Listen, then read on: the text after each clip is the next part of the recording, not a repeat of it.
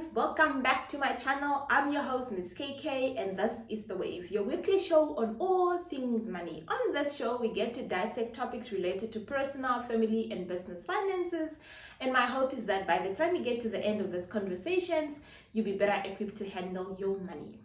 Today, before we get into today's topic, if you are new, thank you very much for stopping by, and please consider clicking the subscription button in order to not miss out for any video that we are going to upload. And if you are already a subscriber, thank you so much for your continued support and interaction in the comment box, and continue sharing the videos with your friends and family. Today we have a very light concept, which is the concept of opportunity cost. I came across the concept of opportunity cost in economics and in management accounting when I was in university, and I've been using the principle behind the concept in my day-to-day life. So what really is an opportunity cost and how can it best save you when you are dealing with your money? Opportunity cost is the best next alternative forgone for choosing a particular course. So what we're trying to say is you have limited resources, you are choosing between option A and option B, and if you choose option A, you are forgoing the next benefit that could have come from option B. So for a lot of us, yes, money is a limited resources. We don't have an unlimited supply of it. We would all wish if money was unlimited, but because of the limited income that we have and the expenses that we have, for a lot of us, money really is only enough, especially salaried employees, is only enough to take us from 1 month to the next month, and until then we need a new supply of money. So how do you then use this concept of opportunity cost to in terms of evaluating the decision that you need to make? I will use an example of how I use this concept of an opportunity cost in investing in one of my side hustles, and that is how I want you to sort of pick up in which area of your life do you need to start considering the concept of an opportunity cost, and how should you start evaluating some of the investment decisions that you'll be making as you progress with the conversations. So a couple of years ago, I attended an expo, and at that expo, I found a sales representative from Kazan company selling this airtime, electricity, and other services retailing machine. So basically, they're explaining how the machine works. You buy the machine, you load the credit. End of that credit, you can sell airtime, you can sell electricity, you can sell, I think there are some other options, and there DSTV subscription and other things, of course. So as I was listening to this concept, I started thinking maybe it's actually a very good business to enter in, because of the fact that the barrier to entry, i.e. the capital that I need to enter into this business, is very little, because it was just the 1,500 that I needed to acquire the machine, i.e. to buy the machine. And obviously my starting capital, which will be whatever credit I load, and then I just keep recycling that money. Nonetheless, we're not going to get into too much detail of how that Kazan business works, but that was the idea. So as I was listening to the sales representative, I started thinking maybe it's best I invest in this.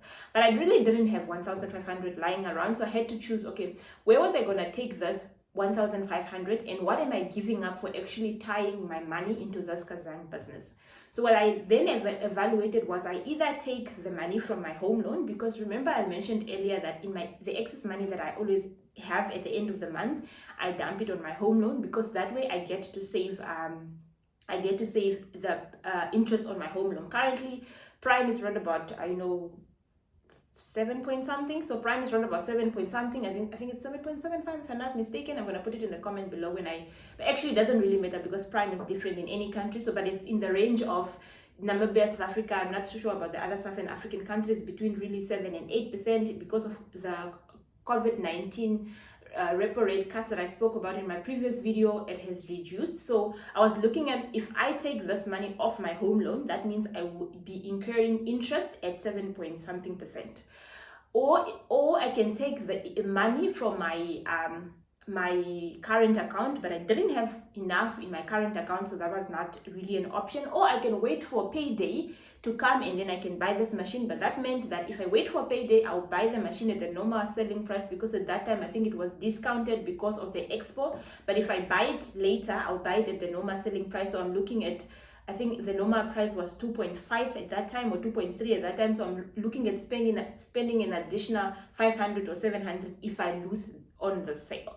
So now what is the opportunity cost for me? The opportunity cost is the 700 extra that I will incur if I wait until the end of payday to be able to buy this machine.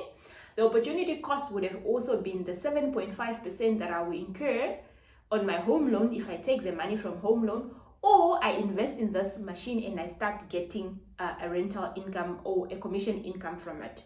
So after evaluating all those options, I realized actually at this point in time, my opportunity cost is the fact that obviously waiting until payday was out of question, because that's not the next best thing to do, because that would mean I'll be acquiring the machine at a very expensive price, so that I canceled that out.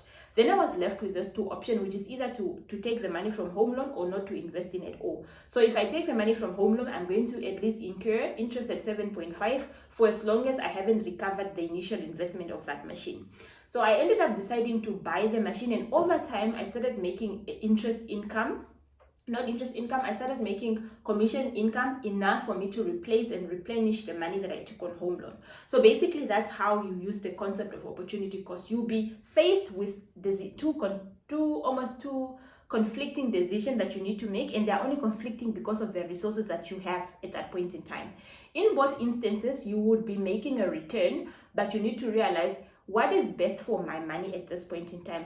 If I sacrifice my money and buy this Kazang machine today, yes, I will be incurring interest on my home loan for the period that I'm not able to make a commission enough equivalent to 1.5. But what you also need to consider, which is another concept when evaluating business decision, is also payback period, which is how long will it take me to recover 1,500 from this machine in order for me to stop incurring the extra interest charge on the Kazang machine. For me, that was, I think, 2 or 3 months.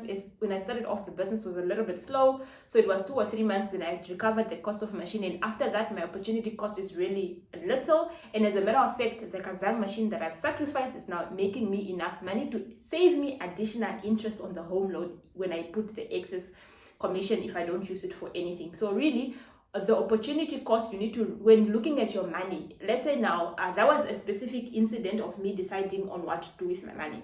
But let's say, for example, you have now money, you have 5,000 left at the end of the month, and you are deciding what to do with it. So let's say you have two options: either invest in a unit trust, invest in a call account, or leave your money in your bank account. If you leave in your money in the bank account, it's highly unlikely that you're going to earn any interest on it. Therefore, that is probably not a feasible thing to do.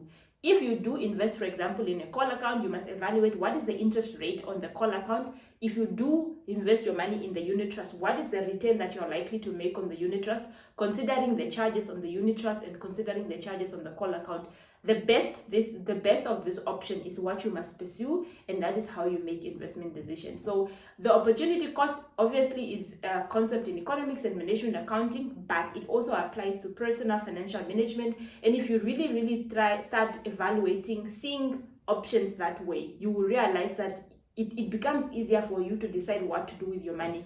You also take emotions out of it. Sometimes you might want to leave 5,000 lying in your account because it makes you feel that you have a lot of money. Yes, you might not spend it, but you are actually foregoing on the interest you could have been saving on your home loan, or you are foregoing on the interest you could have been making if you had invested in the unit trust, or you are foregoing on the commission you could have been earning if you had invested in a Kazang machine, for example.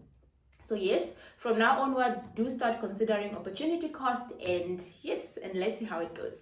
That was about it from the video of today. Not really too hectic, just introducing a concept. And obviously, I'm bringing this concept up front because I want us, when we start having in-depth discussion about investments and about starting a business and about consideration of what to put in consideration when starting a business, and I start throwing in terms like opportunity cost, you are not really lost. You sort of can follow the conversation. Thank you so much for giving us this time of your day. We really appreciate. Again, if you haven't subscribed, please consider clicking the subscription button, and also share the video with your friends and family so that we can all learn together and so that we can become all better at managing our money.